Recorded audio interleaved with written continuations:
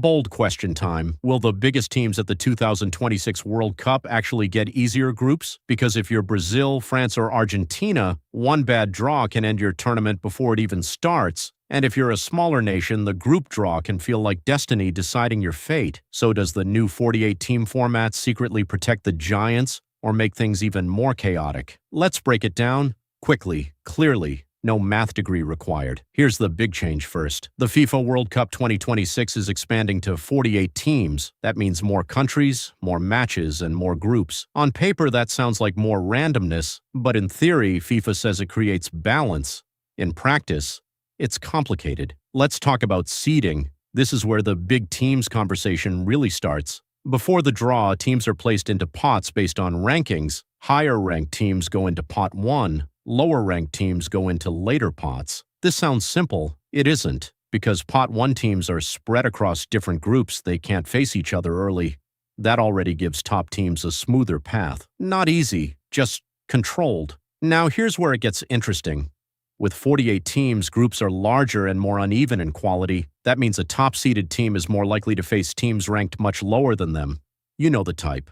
Strong spirit, great story, but limited depth. So yes, on average, the strongest teams avoid each other more than before. But wait, there's a twist. The new format also means more teams advance from the group stage, so group matches can become less do or die. In theory, that helps big teams recover from a slow start, lose one match.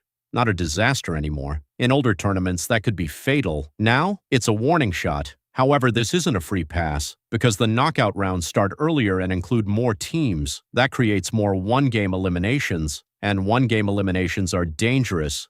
One red card, one deflection, one goalkeeper having the game of his life. Suddenly, rankings don't matter at all. And let's talk about motivation. Smaller teams know they're unlikely to dominate possession, so they sit deep, defend, counter. Against big teams, that's actually effective, especially when the big team feels safe in the group. Comfort is not always your friend at a World Cup. There's also the human factor. Top teams manage players, rotate squads, rest stars, because the tournament is longer. That can lead to sloppy games early on. Meanwhile, underdogs treat every match like a final. Energy versus expectation. That battle never shows up in rankings. So will big teams get easier groups? Yes, structurally. Seeding protects them, format cushions them, but does that guarantee safety? Absolutely not. Because the deeper truth is this: the World Cup doesn't punish bad teams, it punishes relaxed teams. And the moment a giant thinks the group stage is just warm-up, history has a way of stepping in. So we're back where we started. The biggest teams may get smoother roads early, but the tournament still demands focus, sharpness, and respect for every opponent. My prediction? We'll see fewer early exits,